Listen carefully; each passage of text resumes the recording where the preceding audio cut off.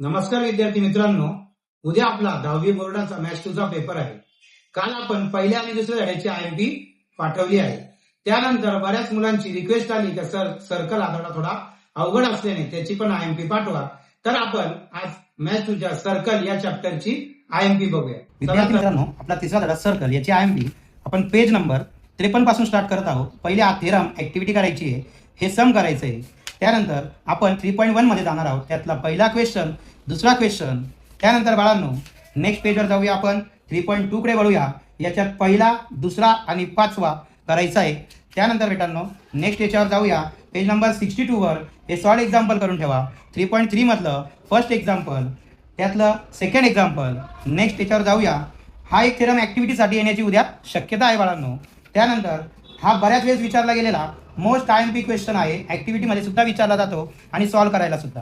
Next याच्यावर page number 71 solve example 2 नंबरचं। 3.4 मध्ये हे पेज आणि हे पेज एकदा बघून ठेवा, याच्यावर क्वेश्चन विचारले जाऊ शकतात। 3.4 मधलं फर्स्ट, थर्ड हे व्हेरी आयएमपी बेटांनो। नेक्स्ट पेजवर गेल्यावर 6 करून ठेवायचं आहे। त्यानंतर बेटांनो पेज नंबर 77 वरची ही ऍक्टिव्हिटी करा, ऍक्टिव्हिटी बेसमध्ये ते येऊ शकतं। 78 वरची ऍक्टिव्हिटी, नेक्स्ट पेजवर गेल्यावर 80 पेजवरची ऍक्टिव्हिटी करायची आहे। हे सम ऍक्टिव्हिटीसाठीच येऊ शकतं किंवा सॉल्व करायला बऱ्याच वेळेस आलेलं आहे। नेक्स्ट याच्यात पाहता 3.5 मध्ये फर्स्ट, सेकंड आणि लास्ट हे व्हेरी मच आयएमपी मध्ये बाळांनो, याचे एमसीक्यू येण्याची दाट शक्यता आहे।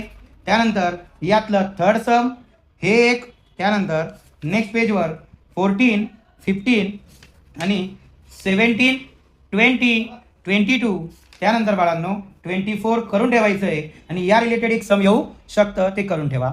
एवढंच नाही विद्यार्थी मित्रांनो, हे एक ऍक्टिव्हिटीचं पेज मी दाखवतोय, ते जवळून व्यवस्थित बघून ठेवा। जरी थेरमने आले तरी ही डायग्राम अशी आल्यास हे कॅल्क्युलेशन असे लक्षात ठेवा, त्यानुसार सम सॉल्व करून या। याच्यावर कमीत कमी तुम्हाला 8 मार्काचे सम येणार आहेत। धन्यवाद।